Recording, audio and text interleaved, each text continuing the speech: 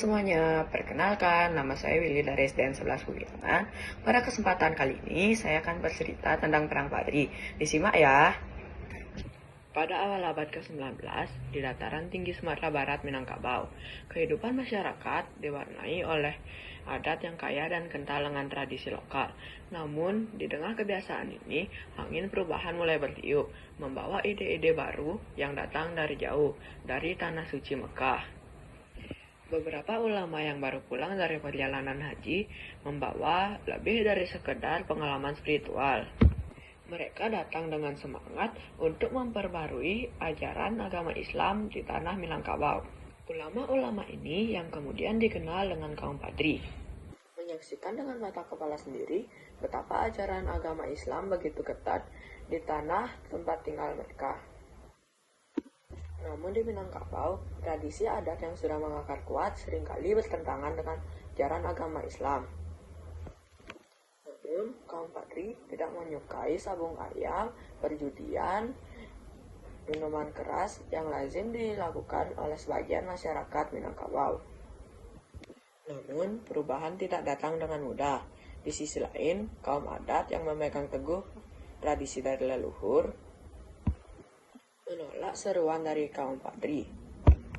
Bagi mereka, adat adalah warisan tak bernilai yang harus dijaga. Dua pandangan hidup yang berbeda dan dua jalan yang tak sejalan.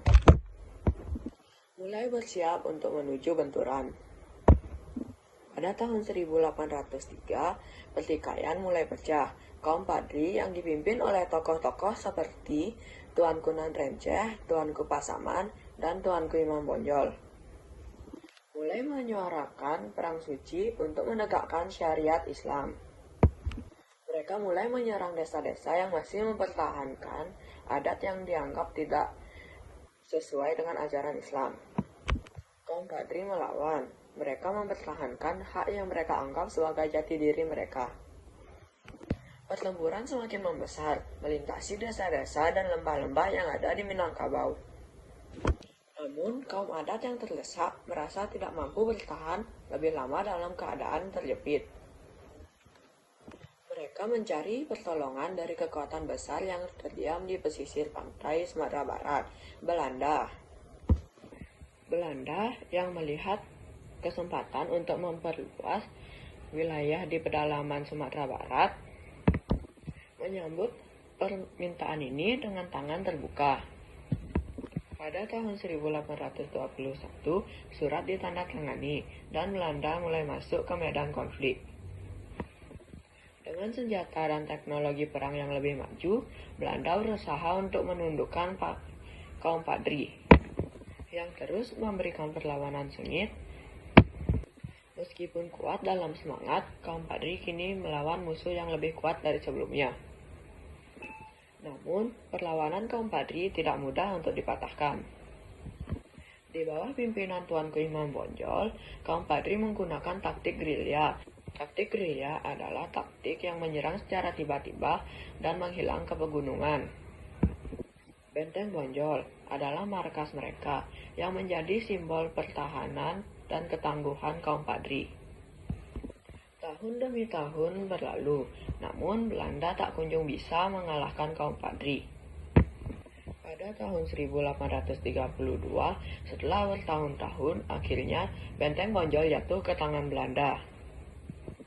Namun, meskipun kehilangan benteng, perjuangan kaum Padri tidak selesai sampai di situ saja. Meskipun kehilangan benteng, semangat perjuangan kaum Padri tetap berkobar. Tuanku Imam Bonjol dan pasukannya terus berjuang dari berbagai tempat.